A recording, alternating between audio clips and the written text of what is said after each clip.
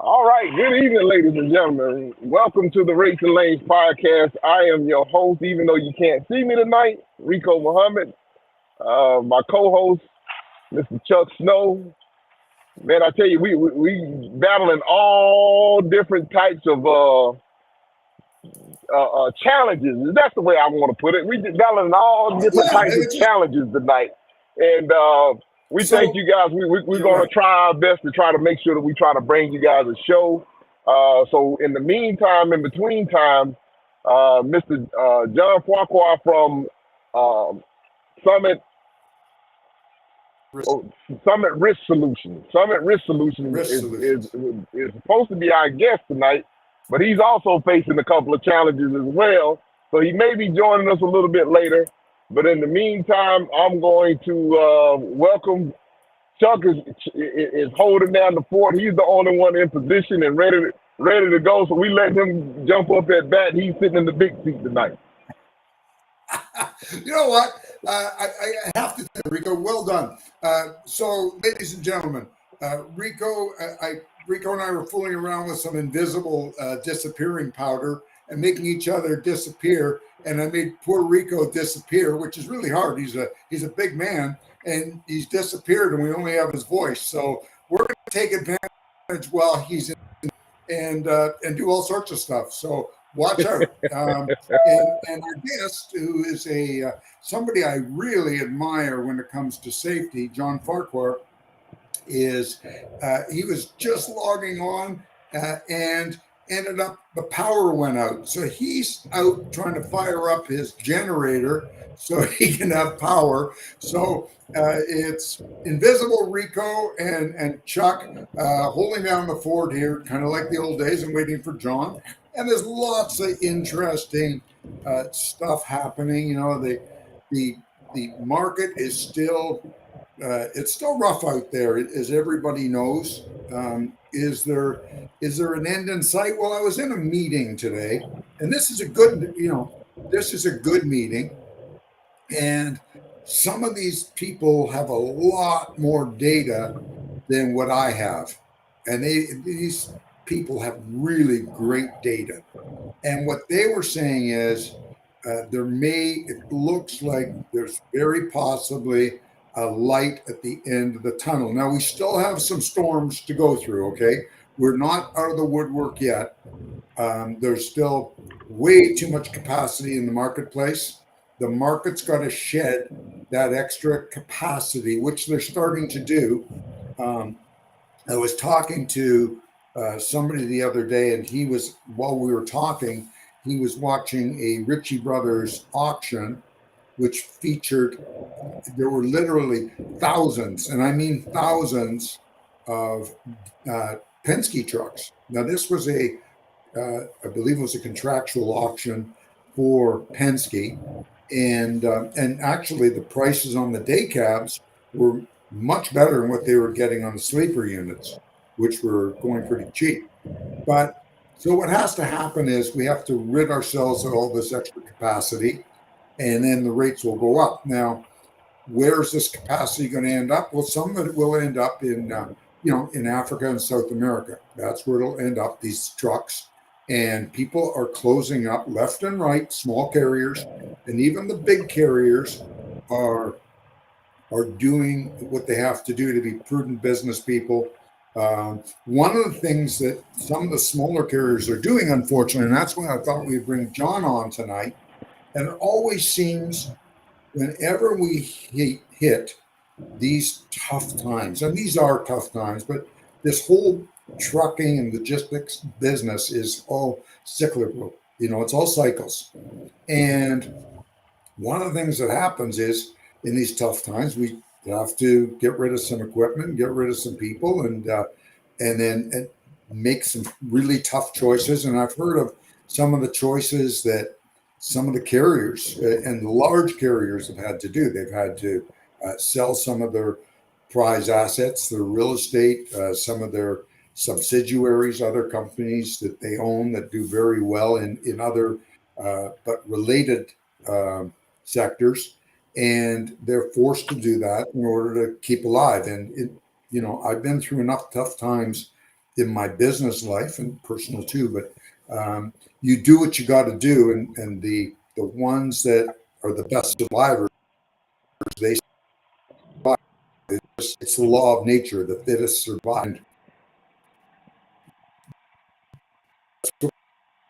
People, and the strong ones and didn't pay much for equipment and land and everything else, they will survive. And that's how this business works. Unfortunately, financial institutions, they work different. Right when you talk about right at this, and they will paint the entire sector. What you're doing could be very, very suspiciously by any financial institution if you're trying to borrow money and you're in the trucking or logistics sectors, because to them it's all the same. The sector's not doing well, and there's going to be a lot more diligence, and probably you are going to have to pay extra for your interest right now just because of the business you're in, because the risk is that much greater. And the other thing I learned is what the banks have actually been very hesitant about taking back equipment because they didn't want to. They didn't want to push anybody out of business, believe it or not. And they also didn't want to end up with what we thousands of trucks and trailers on the market that they're taking a loss on. They were hoping that they could avoid that and maybe they would dodge a bullet. Well, they can't. And now apparently the banks are starting to get more aggressive on both sides of the border as far as how they're dealing with trucking companies. So if you listen to what Rico and I have been saying since day one, about number one, don't put all your eggs in one basket. Anything. If you certainly with a bank for your business, have another bank for your personal business rather than another for your corporate business, and get down to a minimum and avoid spending money in the good times, and you'll have money for the bad times. Now, obviously, some people didn't take our advice and they expanded very rapidly with heavy prices on trucks that were 20, 30, 40% more than they should have been, and trailers that were probably in some cases 50% more than they ever should have been. And now they have to pay the piper because it was reckless. The smart money didn't do that. And we warned everybody against this, but we said almost. And we warned everyone about how volatile that spot market is. And now it's proven itself all to be true, it's unfortunate. If there was ever a time that I wanted to be wrong in my whole life, it was this time. But that's what happens. So I wish everybody good luck out there. And if they have any questions, please, this is your opportunity, especially Ron gets here if it's pertaining to safety. And getting back to safety, when we have these tough times like this, a lot of people cut back on safety and let things go. And that can be the end of your company, whether you have one truck or 1,000 trucks. If you do damage to someone, oh, there he is. Speak of the devil. Mr. Farquhar, good evening, sir. Good evening. How are you guys doing? Good. How are you? I'm really good because I have power and I'm good. Your power well, I have power now. Wouldn't it be, as I've had it twice now, power goes out, you run out to get the generator going, and guess what? It comes on as you're putting the generator together. Yes. Oh, well, it's great to have you back. You're looking Thank well, you. sir. Appreciate it. And I was just starting to mention, I was going into almost a dialogue here. Felt like Johnny Carson, Redneck Man. But I was just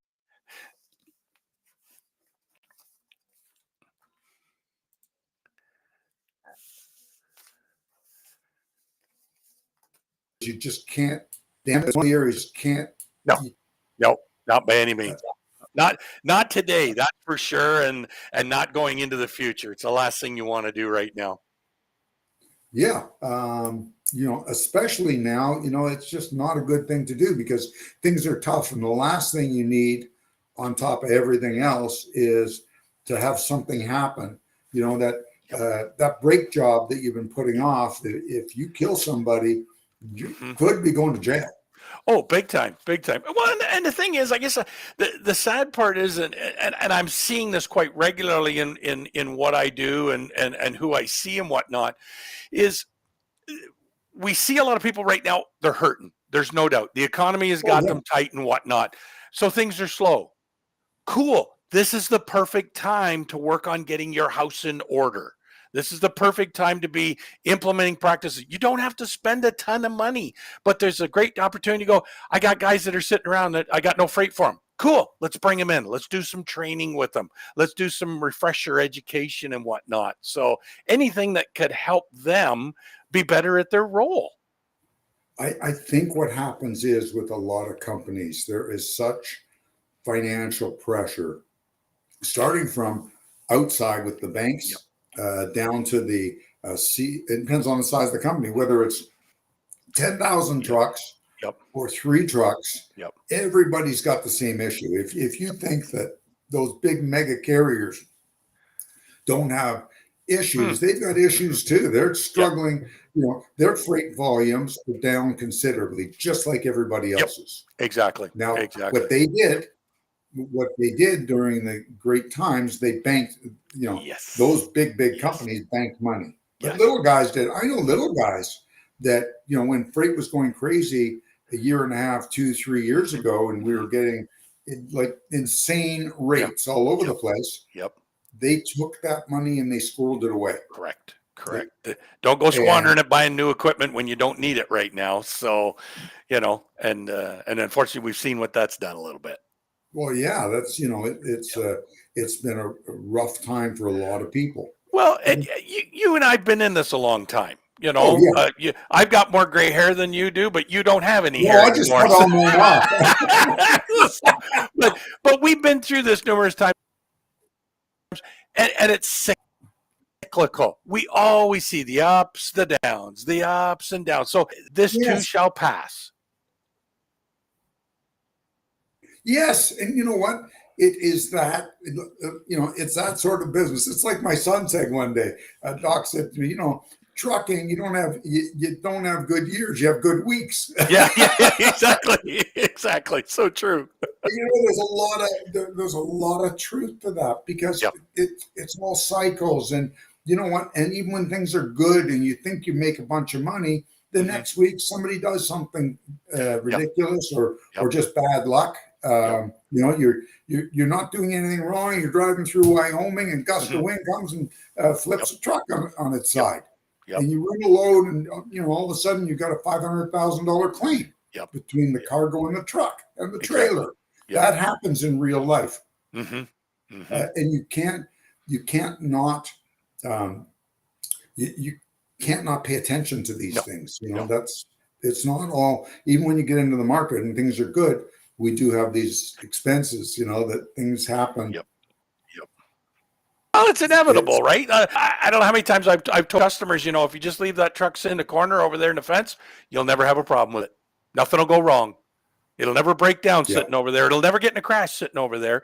However, as soon as we put a human being behind the wheel, we now introduce behavior to that piece of equipment going up and down the road.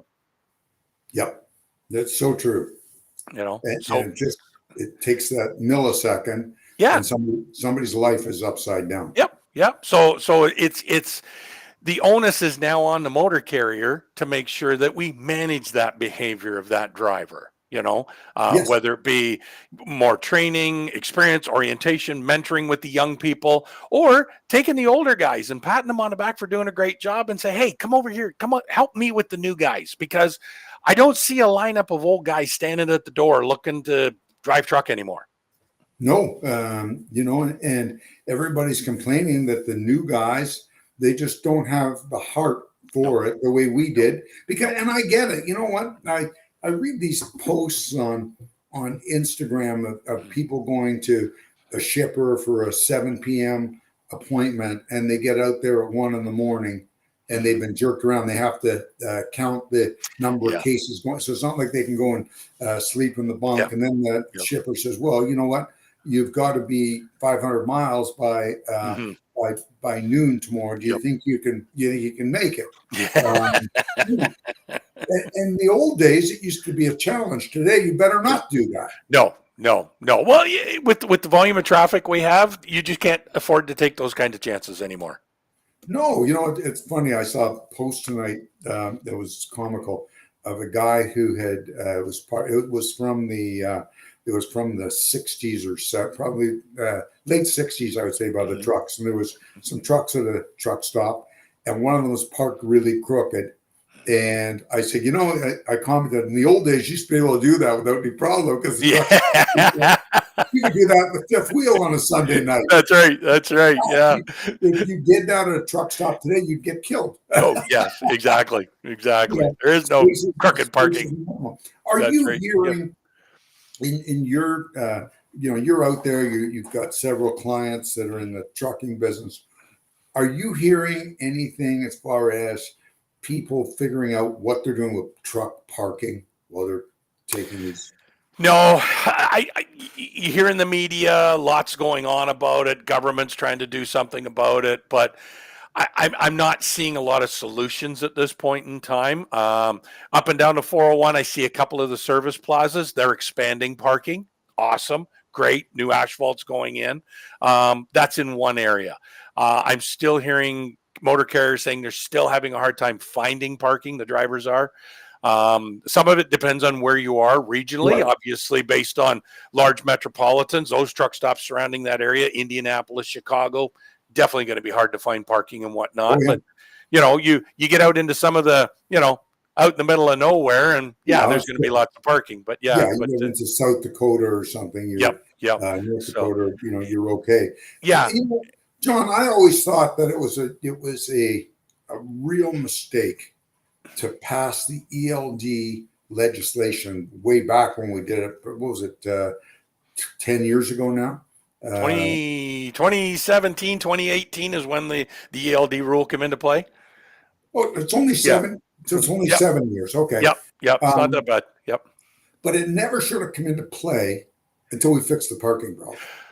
A lot of that. Yeah. And I think I think the problem is a lot of people thought, hey, the ELDs will make things easier because it'll tell a guy, hey, you've got an hour before you got to shut down. I think one of the problems, one of the things I see is a lot of drivers are running to the max on that ELD. And it's like, hang on, the rules, the hours of service regulations say you can or you may operate up to a maximum of. It doesn't say you have to or you must operate to this maximum.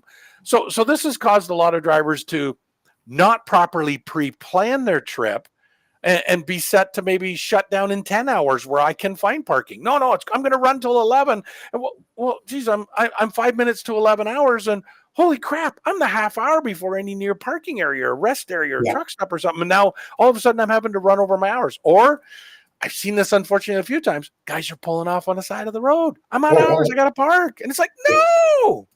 So all over the place. And you know what? I've done it before. You just can't go anymore. You're tired. Way before we had ELDs. I remember pulling it over the side of the road in Needles, California. I couldn't see. And a cop came up and said, "You move that truck." I said, "Buddy, I'm dead tired." And he said, "I really don't care what you are. You get the truck off the road. In California, you don't mess around." Right. And but I do think it's a huge problem, but you're right. But when you talk to drivers about it, they go, well, hold on. That's really easy for you to say. If I lose an hour a day, that's 5 hours a week or 7 hours a week, and I get paid, 70 cents a mile. Who's going to pay that? So this is where it comes back to the carriers again, right? And it's the economics of everything. It's like, we need a better pay program. So, and then with that, I know the carriers are going to complain. I can't afford to pay the drivers anymore because I'm not making enough money. Well, it is a vicious circle again, right? So we've got to, the industry has to police itself better to say, where are we going to stop this problem and start fixing it instead of complaining about it? John, I have the solution, but nobody, especially the shippers, don't want to hear it. And carriers, the large carriers don't want to hear it. But the solution is no longer pay by the mile. Yep. Because it doesn't work anymore because of congestions and delays. It just doesn't. So the only way it works. There's been a yep. Go ahead. There's been a number of studies out there done, and one is quite prominent. I've heard JB Hunt did a big one in the U.S. and on average, their drivers are getting about 6.5 hours of drive time per day. Yep. Because of the congestion, the shipper delays and all that stuff, receiver delays and whatnot. 6.5 hours. Like, wow, we're allowed to drive up to 11 in the U.S., 13 in Canada. But if we're having all these delays, how is a guy to make any kind of money driving truck when I can only get in 6.5 hours a day? Yeah, well, exactly. So, nobody, the carrier can't win because they're not getting the use out of their equipment. And the poor guy or girl driving that truck, they can't win because they're not getting enough miles. Right. Yep. And, when things cost more to buy, you have to pay more. Yes. Okay. Yes. I defy any listener to walk into any grocery store they want when a loaf of bread is $2 or whatever it is. You can't say, well, I used to pay 75 cents. Matter of fact, when I was a kid, I paid 29 cents, and that's what I'll give you. It doesn't work that way. No. And that's part of the problem with trucking is that I think sometimes the actual cost for the service isn't being shared. Okay. Well, and sadly enough, the motor carriers, I think, are shorting themselves on that service. They're a conduit for money because Yep. they're collecting the money from the customer and they're giving a portion of it to the driver and a portion of it to the fuel company and a portion of it to the insurance company and everybody else. And whatever's left for them is theirs. Yeah. That's how it works. It's like any business. Sure. Free enterprise. Yeah. And the problem is we have a labor issue because we say we have a driver shortage. I don't know if we actually have a driver shortage or a money shortage. Yeah. Okay. I don't know the truth on that. Now, I know that for a while, JB Hunt had it solved. Not JB Hunt, it was Walmart. They paid drivers extremely well. And any of the U.S. truck shows that I attended, if Walmart had a booth, they were the busiest people at in the recruitment pavilion. They were lined up, and it was hard to get in there. Now I just read that they're starting to have a training program.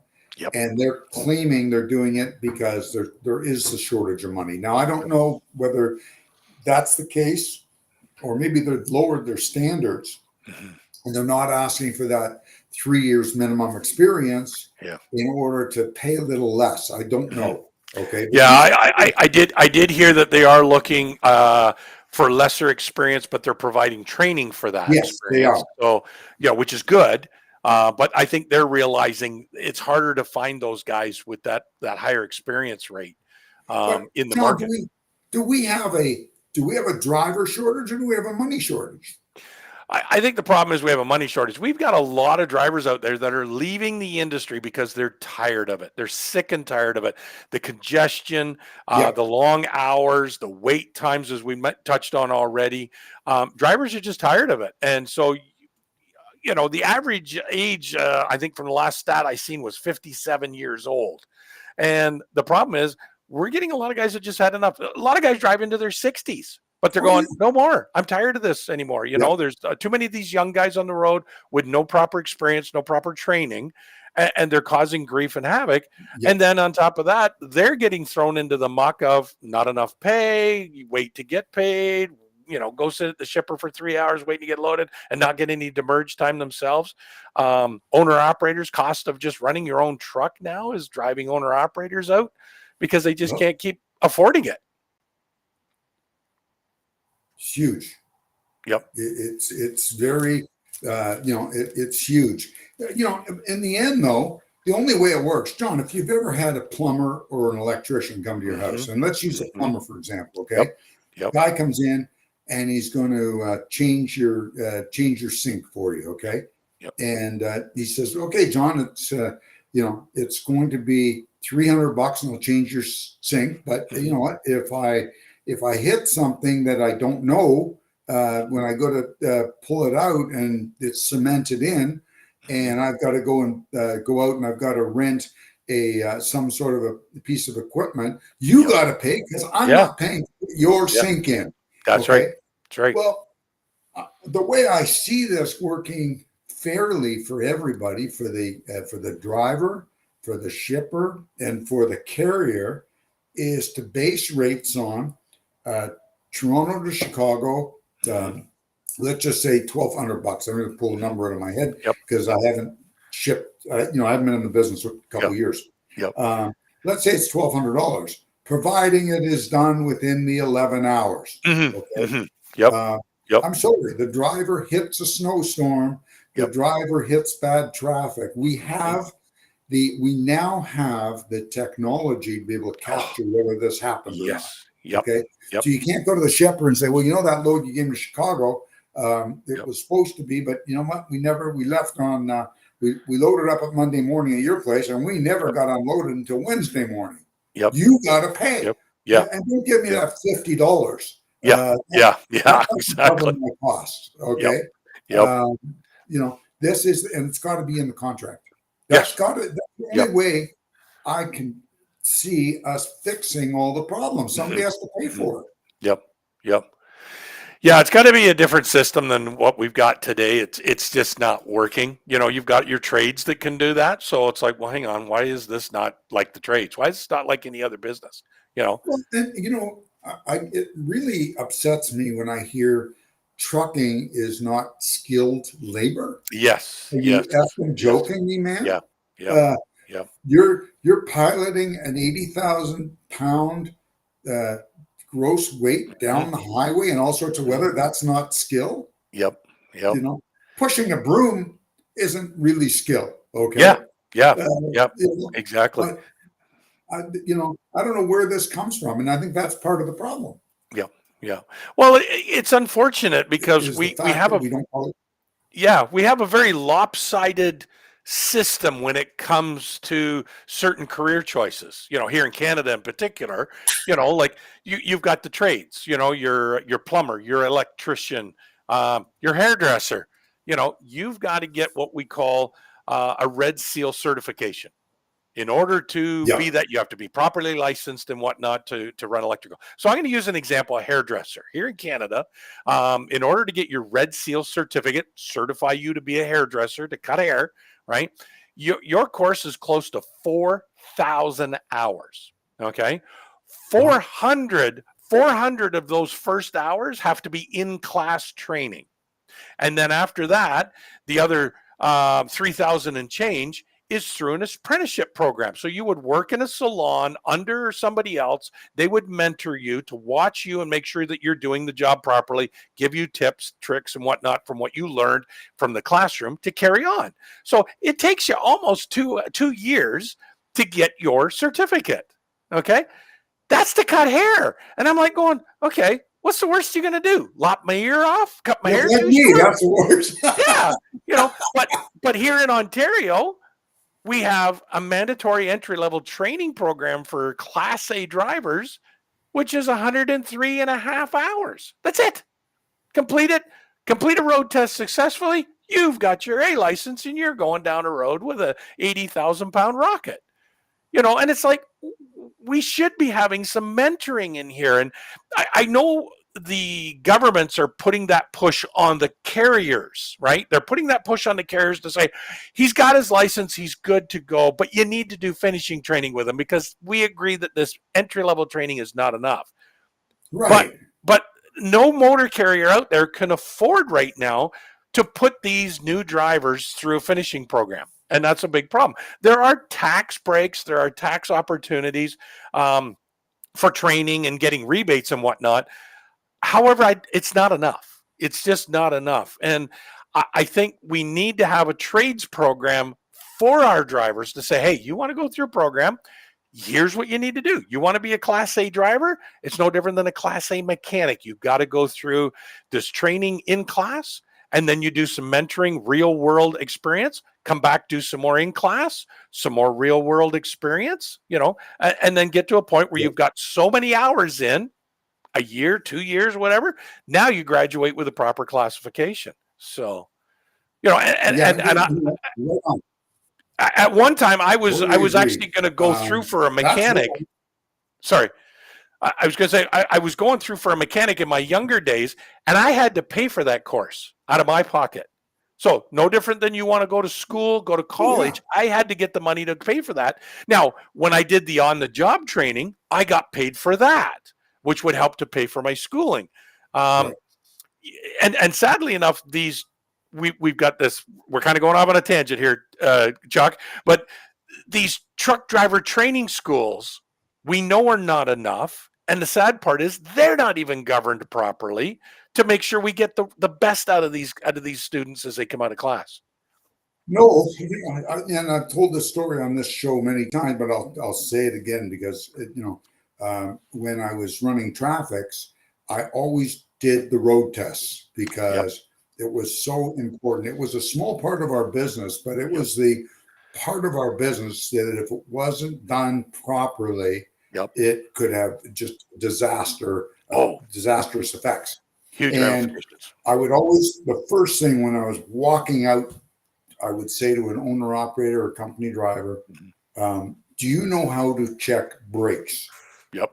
And I was shocked at how many drivers did not know how to check brakes. Now, I understand on the U.S. side, because I went through this 25 years ago, and never forget, I was road testing a guy, it was over 25 years ago. We had a fleet, small fleet for contract we had based out of Richmond, Virginia.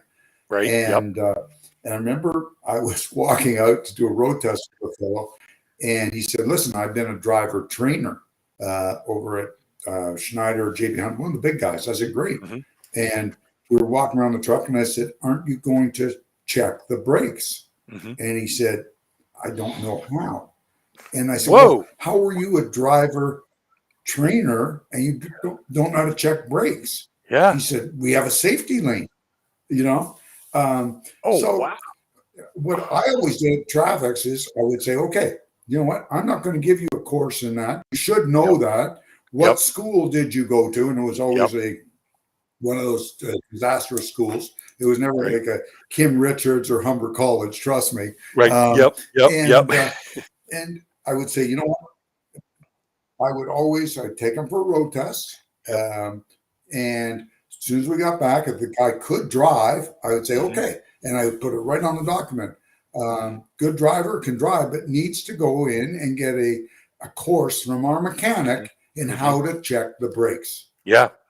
And spend a couple hours and learn, because that, that covers everybody. Oh God, yes. But you have a lot.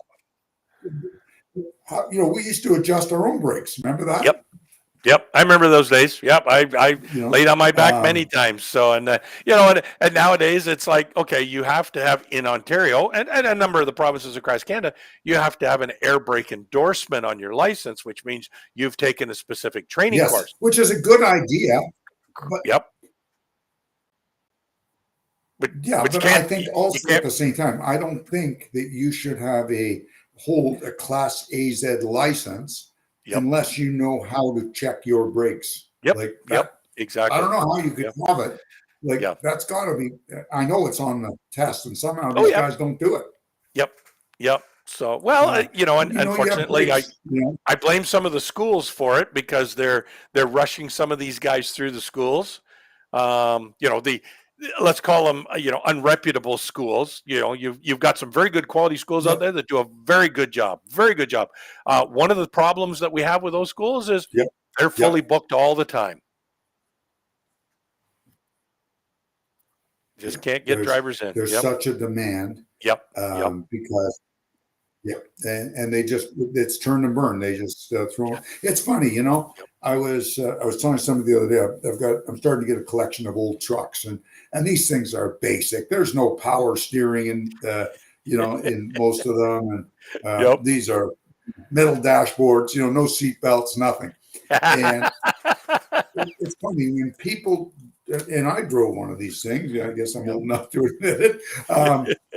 And the funny thing is, when even 50 years ago, with these basic trucks, trucking was a safer job then than it is today.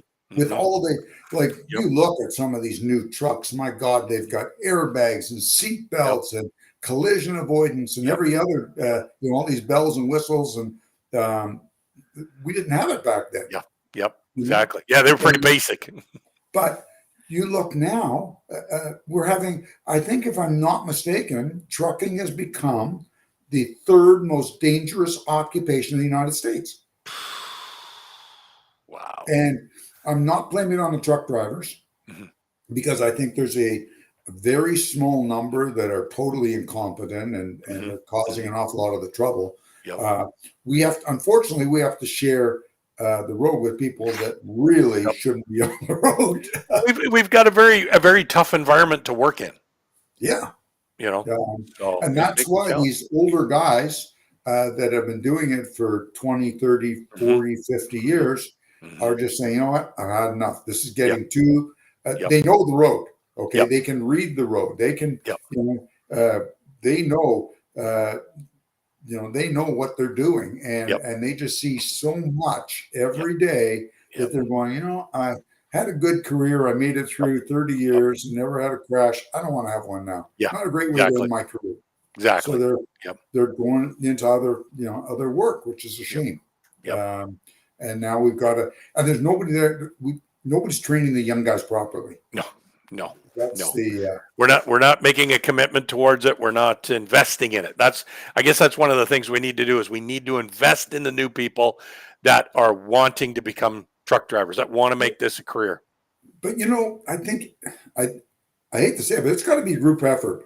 It's got to be from the shippers and receivers. During the pandemic, all of a sudden we got the respect we rightfully deserve. Yes, agreed. Except for some of the shippers and some of the receivers had that thing where they wouldn't allow the drivers in to use the restroom, which was unforgivable, totally inhumane. Exactly. And I understand, on the other hand, their fear, their worry. This person goes all over. They don't want their, they don't want their waffle factory or whatever, tea factory or coffee factory or auto plant infected by this virus that came over and it's going to kill all their staff.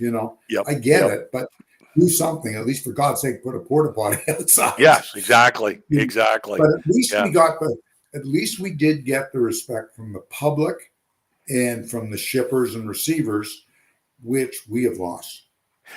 Unfortunately, we have. It's gone again. It's just right back to where it was before, and it's really unfortunate. Yeah, if not, it's even worse, because the market is soft. And they realize that, there's 10 guys who want this load. It's not ready. I know I said it to get here at 8 a.m, and it's now 3 p.m. But sorry, too bad. Hang on. Yeah, you want the load, you'll get it. Yeah, it's unfortunate, because it's just dirty pool. Yeah, I know. But I do understand both sides. I understand what the shippers are going through, because they've got a labor shortage. Yep. I was in a large department store last night with my wife it was the Bay. And at 6:30, an announcement came on saying we're closing in a half hour. Oh, wow. 7:00 on a Monday night. Yeah. Wow. The store is closing. Yeah. Obviously, these people have done their numbers, and they realize that there is they don't have any staff. Mm-hmm. Mm-hmm. Well, they'll never have any. They never have any at 2 in the afternoon. But Yeah. the few they have, Well, is that part and parcel to people don't want to work that late anymore? They don't want those shifts anymore, or is it part and yeah, that's parcel to part the? because we have. Is Yeah, it due to the you know fact what? that You're people right. have found better jobs? Yes, and you know what? Because I don't think you make a lot of money as a sales clerk in a department store. Mm-hmm. Mm-hmm. Yeah, you're not So getting you know commissions what? like you used to. It's not. Yeah, I don't know how it works now. They're in a pretty. Those department stores are in a competitive environment, and Yes. even Walmart's closing down. I think 25 stores this year. Oh wow. Now Jeez. they may open some, Yeah. but they're they're stores that are not performing. Sure. Sure. Yep. And Well, then you have the whole thing with I know that one of the big chain stores up here. I could not believe the shrinkage that they have. Mhm. The amount they lose in one store a year in theft. Yeah. It's Yeah. in I've the heard some of millions. these numbers. It's crazy. It's Yeah. crazy. Yep. So that all puts pressure on things, Yep. which in Yep. affects it snowballs and affects the Yep. it affects the truck drivers. Well, and these are all business decisions that need to be made, right? If a company doesn't stay profitable, regardless of what it does, if it doesn't stay profitable, it's not going to be here very long, No, right? no, So, and trucking is no different. And I think that's what yeah. some of these operators need to realize is I'm not profitable. And I need to maybe trim some fat. So sometimes it's maybe get rid of a couple of trucks or some lanes that are just not profitable. Don't be afraid to fire some customers for not performing. You have to do that. Yep. We're in business for one reason and one reason only, and that's to make money. That's it. Yep. And when it comes to trucking, safety is the edge of a truck. Mm-hmm. Mm-hmm. If you don't have a culture of safety, you will not last. No. Oh, exactly. And we've heard this phrase before, and I like how you call it the undercarriage of the safety is the undercarriage of the company. And I like that. I might use that. That's a good one. Please do. But one of the phrases we've heard before many times is profit over safety or safety over profit. What type of If you don't company have are you? safety, you won't have any profit. That's right. Yep. Exactly. It'll give you long term that way. It's very okay. You can you can send a truck out and it needs something, and if that part breaks on the road, it's going to cost you a lot more. Yep. I remember many years ago getting into almost a fist fight with a business associate of mine. We had bought this reefer haul. Do you remember when my son Doc bought that reefer company years ago? Yep. Okay, and the son from that company, he was going to send a truck out, a trailer out, and the thing needed tires. And he was taught by his father, who was a good businessman from another era. Okay, Mm-hmm. and you ran that tire till the last mile. Okay, and I remember saying to him, Steve, no. Yeah. You're sending this guy to California with those tires? No. Yeah. This is, my name, and there's no way. This is going to, first of all, he has a much better chance of having tire problems because there's no tread left. Oh, big time. Especially in California in the summer. Yeah. Come on. Yeah. Number one. Number two, if something happens, we either have an accident, we have a write-up. You can't do that. Yeah, it's great to get that last mile out of a component, but it doesn't always work. I learned years and years ago. I was leasing trucks from Ryder, and those guys, and I'm talking about 45 years ago, and they taught me about changing components before they needed changing. Yep. Because they said, you know what? We don't have go 400,000 kilometers. We know that. Maybe 410, maybe 450, but we know at 400, we whip them off and we put a new one on. We know that's going to happen. And you pay for that, but you don't have the downtime. You don't have the downtime, don't have the roadside expense when it does go down. And you know what? And the bonus part is one of the neatest things we've got nowadays is telematics. Predictive telematics, which can tell us exactly when those components are going to break down. The manufacturers are measuring these things and going, oh, okay, hey, there's, the fan hub is usually going to go around 550,000 miles. Go replace it before then, and look at the money you could save yourself, because then you don't have to do it on the road, pay the exuberant rates and door rates as well as parts. So, and have your own shop do it. Yep, exactly. Plan for the worst and hope for the best. Yep, agreed. Agreed.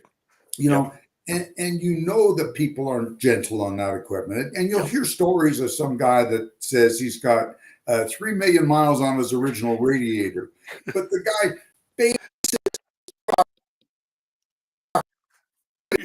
he was it every day. Unfortunately, most company drivers don't do that, especially with lights. No, exactly. Oh gosh, yes, it's funny. It's funny what differences from days gone by to today, what we're seeing. Well, it's a different is the problem carriers are having besides for safety, besides for the not keep maintenance. What are you the biggest in your role? Probably one that I see a lot of, and coming from the insurance side of the world, I'm seeing a lack of management when it comes to crashes, managing those crashes, understanding what those crashes can tell us. Everybody's screaming that they want to have better insurance premiums, right? That's one of our high costs that we have to deal with on a daily basis. But we're not taking the time to learn how to manage those crashes so that we can prevent them from happening again, or preventing future incidents from happening. So we're not investing enough time. And it's not that you need to spend a ton of money in this area, but you need to understand what the data is telling you. And we have past crashes with lots of data that can tell us what's going on. Where can we put corrective actions in place? What type of training programs could we build to help better educate our drivers to prevent future incidents? Well put. You don't from a crash, really. If you can? If you God forbid you have a crash, you can learn from it and improve your. Add what you learn to your company's culture of safety, then it's a win. Oh yeah. Yep.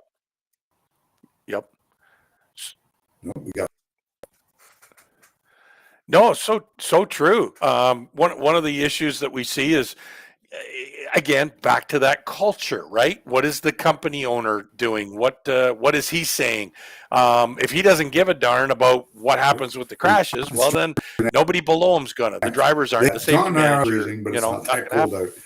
The system is trying to reconnect here. Oh, there we are. Go. You were blurbling good there.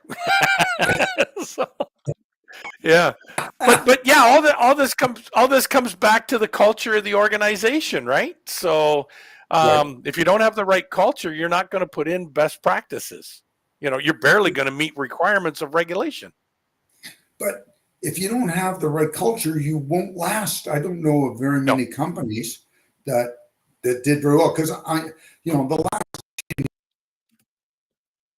year noticed that more and more large shippers wanted to know who they were dealing with as far as this safety. They got in even the bank wanted to see your CVOR. They're smart now. Because they want to know about that company. Are they good to lend money to? Oh my God, the guy who hires, hires people who don't know how to drive. I don't want to do business with them. You Exactly. know, Exactly. um, Yeah. so it's just so important. And I realized one of the problems when you talk to fleet owners, especially the smaller fleets, there's so much pressure to put a warm bum in a cold seat, Mm-hmm. Mm-hmm. and Mm-hmm. it is so much cheaper to let that truck be parked against. Oh, well, you know what? And I've told many owners in the past here, you know what? If you can't find the right driver for the truck, why don't you sell the truck? Yeah, an asset Yep. that you can, you know, Yep. Yep. it's a great truck. You got a great deal. Now you have nobody to drive it. What good is it? You know, Yeah. Yeah. Well, and if you're going to put the wrong driver in it, it's just going to do nothing but cost you money. that's right. You know what? Rather than have that Peterbilt sit there, go buy a piece of real estate. Mm-hmm. Mm-hmm. You know, Yeah. even a Well, small piece. yeah. Well, we know that in the transportation industry, we're talking very, very, very small margins for profitability. It doesn't take much to blow that profit margin out of line. Put the wrong driver in the truck, have one mishap, and now all of a sudden we're upside down, and we're going to have to run 2 more trips and pray like hell nothing happens in order to recoup some of those costs. To a lot more than what you lost. Mm-hmm. One bad crash, can end your company. It does happen. Oh God, yeah, yep, yep, yep. I'm Very much sure, so. both on the safety side, with insurance, and now that you're doing private consulting, you see this all the time. Well, And we're reading about it, we're seeing it, nuclear verdicts, right? yes, So we're not seeing it in Canada because of the way that the insurance and the litigation is done in Canada. But however, if you're running to the US, we're seeing Canadians are getting looped into this now, and more so even because the police are going, Canadian truck, oh, he must be at fault for it, so let's loop him in. And we're seeing big awards. And trust me, a lot of people go, my insurance is only $2 million or $3 million. That's all they're going to get out of me. No, it's not. Once the insurance runs out, they're coming after your assets. So you may end up having to close your company down. You may have to sell your assets to get it out. And then there's civil lawsuits that come out. Your driver could get called into the civil lawsuit. Next thing you know, he's got to get rid of his truck and his house and his wife and his kids and poor his dog, just to satisfy when we made one mistake. yeah. And sometimes the mistake isn't yours, but you just happen to. Yep. That's why dash cams are the best thing they ever invented. Yep. If you screw up, well, it's on the dash cam, and the insurance company knows to settle.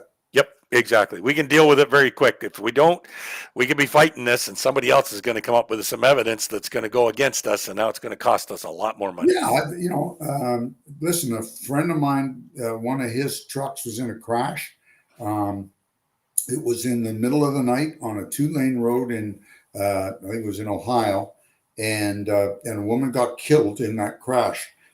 And the woman was on his side of the road, and the driver went to the opposite side of the road, and then the person that was in the other vehicle decided last second to swerve back to her lane, destroyed the tractor trailer and her vehicle, killed her. Yep. She had 3 times the amount of alcohol that you're allowed to, that would make you drunk. So it was like you're allowed 0.08, or not allowed, but 0.08, and they take away your license. So it was 2.4. So she had 3 times the amount. Plus, had been smoking marijuana. Oh, hey, wonderful. And in the end, he was telling me that the insurance company, his insurance company, ended up giving the family $600,000. And they said they've never been so happy to write a check in their whole life as they were to write that $600,000 check. Because they said it could have been 600 million. Yeah, exactly. It was, the guys said to my friend, "You dodged a bullet." Yeah. Just because, luckily. Yeah. See. Yeah. And I learned a long time ago. Now, for me running a fleet, I don't know what you think, but I always told our guys, I'll pay the toll. Don't take the 2-lane roads. Mm-hmm. Mm-hmm. And I crafted our company fleet of traffic so our guys didn't have to run all night. Yep. Because those are the things I learned. I know there are some. We had one Russian owner operator. He's still there, as far as I know, and he only runs at night because that's how his body clock works. Yep. And But I always thought if something's going to happen, it's going to happen at that time. Yeah. Well, especially when you're not used to working in those hours, which most people are not. Your body tells you a lot of what's going on. It's set has its own rhythm that says, "Hey, I need to go to sleep." But even if you are okay and you're good at running at night, that's when you like to sleep during the day. There are people like that. Yep. The problem is somebody else isn't. Yes. And you're sharing the road with that person. Yep. So tell me something. Back years ago, when I first met you, you were working for an insurance company. Yep. Did you ever have clients when you worked for any of the insurance companies you used to actually work for? I know now you consult for them. Yep. Go into one of your clients and say, no more running between 1 or 2 a.m. and 5 a.m. Did that ever happen? We had conversations about that. The insurance company wasn't one to say, "Hey, you got to do it this way." However, we would talk to them about the body's circadian rhythm, and particularly in a team operation, right? We'd talk about when do you switch those drivers, right? When is the best time to switch? And one of the things that we knew that was between midnight and 6 a.m. was a very hard time. You're either still awake, trying to stay awake, or you've just woken up early in the morning and you're trying to stay awake. So what we found was a lot of times we would talk to you about when are those drivers switching? When are they doing their switches? And some would say, "Oh, we get them to do it 10 o'clock at night or midnight or something like that." And we'd say, "You know what? A better time might be at 2 or 3 o'clock in the morning. I can run late, but not into the morning. So then have that guy shut it down, have the other guy start up earlier in the morning. Right. That way he can get a good rest coming into the night." And we found that there were less issues, less crashes, and it helped the drivers set those cycles up.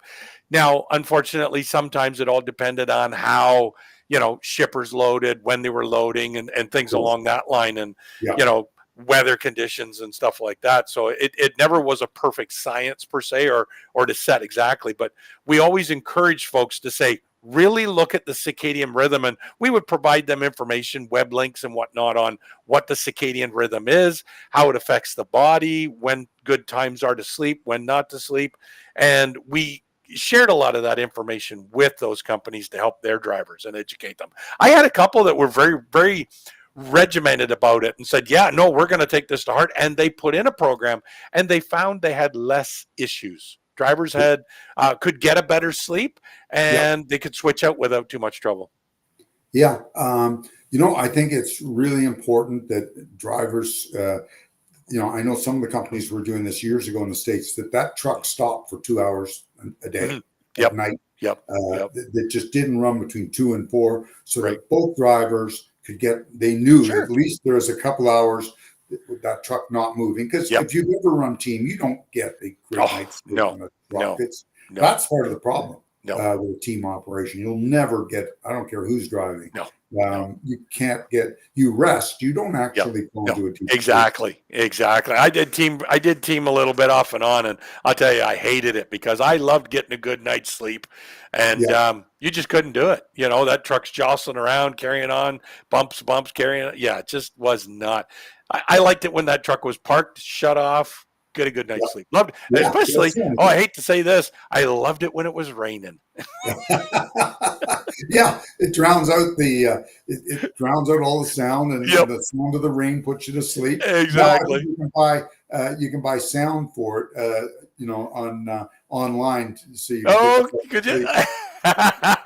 Create that white noise so I can go to sleep. That's right, exactly. John, we may get cut off in a minute or two. So I Sure. want our listeners to know how they can get hold of you if they've got some safety issues, because you're such a wealth of knowledge. Well, thank you. Thank you. So, yeah, you can reach me through my website at summitriksolutions.ca, or you can email me, John at summitriksolutions.ca. You know what? If you have a trouble with that, reach out to this podcast and leave a note. And I know Chuck and Rico could reach out to me and say, hey, here, can we get you to reach out to this person if need be? So there you go. And ladies and gentlemen, in case we get cut off here, if anybody needs me, just send me an email with your phone number, chucksnow280@outlook.com. And if you have any questions or you're having a tough time out there and you want some help, I'd be glad to help any of our listeners. Cool. John, this has been great. We got off to a little bit of a bad start, but We persevered. We persevered. And it's amazing when everybody tries and you're able to get it done, and we did. Yep. And my God, you know so much, and we just touched the surface. Big time. We could talk for hours. Have you on more regularly because you are such a wealth of information, and the way you present it, it's not the way. There's a lot of safety guys out there that have real attitude, and I think that the drivers certainly don't like it, and the company owners sometimes don't like it. But you've been behind the wheel. You've owned a truck before. You know the business from that side. It's not something where you drove a truck one summer in college and now you're an expert. Exactly. We both know somebody like that. Yes, no doubt. So true. So cool. Well, ladies and gentlemen, do us a favor and please, we want your likes. We need it to elevate our status, apparently. It's too bad Rico can't join us, but we'll be back next week at same time, same place. As Rico always says, keep it between the mustard and the mayonnaise. And as I always say, catch on the flip-flop. John, thank you very much again. John Farquhar from Summit Risk Solutions, who is just a prince of a guy and knows his stuff when it comes to safety. Thanks, John, Chuck. Appreciate it. Thanks again, and we'll see everybody next week. Take care. Definitely. Sounds good. Take care. Bye-bye.